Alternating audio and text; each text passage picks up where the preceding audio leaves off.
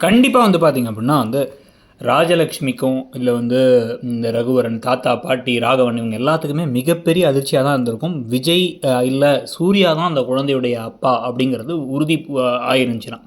ஆனால் சூர்யா அப்பாவாக இருக்க வாய்ப்பு இல்லை, ஏன்னா அவர் தான் ஹீரோ, அவர் கதையில் இந்த மாதிரி ஒரு ட்விஸ்ட்டை கொண்டு வர மாட்டாங்க அப்படிங்கிறது முன்னாடி இருந்து எதிர்பார்த்தது தான். அதே மாதிரி தான் இப்போ கடைசியில் வந்து பலிகடாவாக விஜயை கூட்டு வந்துட்டாங்க. நிறைய பேர் நிஜமாகவே விஜய் தான் அப்பாவாக இருக்க வாய்ப்பு இருக்குங்கிறத எதிர்பார்க்கல.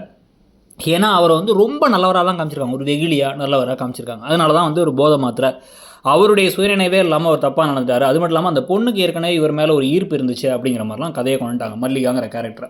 ஆனால் மல்லிகா இறந்துட்டாங்க, அடக்கம் பண்ணியாச்சுங்கிறனால மல்லிகா இப்போ திருப்பி வரப்போகிறதில்ல. இல்லை அப்படின்னா வந்து மல்லிகா திருப்பி வர என்னை வந்து நான் சேர்த்துக்குங்கன்னு சொல்லி கேட்க, அதை வச்சு பல திருப்பங்கள் வரணும்னு சொல்லி கதை போகும். ஆனால் ஏன் அந்த ஆங்கிலே கொண்டு வரல அப்படின்னா, முக்கியமான விஷயம் காயத்ரிக்கு ஒரு பெரிய இடி. தன்னோட பையனை சிஓ ஆக்கணும், இதுக்கப்புறம் வந்து அந்த கம்பெனி பொறுப்பெல்லாம் எடுத்துக்க வைக்கணும் அப்படின்னு சொல்லி அனாமிகாவோட சேர்ந்து பிளான் பண்ணாங்க. அது நடக்கலை. அனாமிகாவுக்கு கம்ப்ளீட்டாக வந்து ஒரு பெரிய ஒரு உடஞ்சி போன மாதிரி ஆகிட்டாங்க. ஏன்னா வந்து இப்போ விஜய பலான்னு எல்லாத்துக்கு முன்னாடி அரைஞ்சி நீ ஒரு ராட்சசி பேய் பிசாசுன்னா சொல்ல ஆரம்பிச்சார். சித்ராதேவி செஞ்ச தப்பெல்லாம் இவங்க மேலே பழி வந்துருச்சு.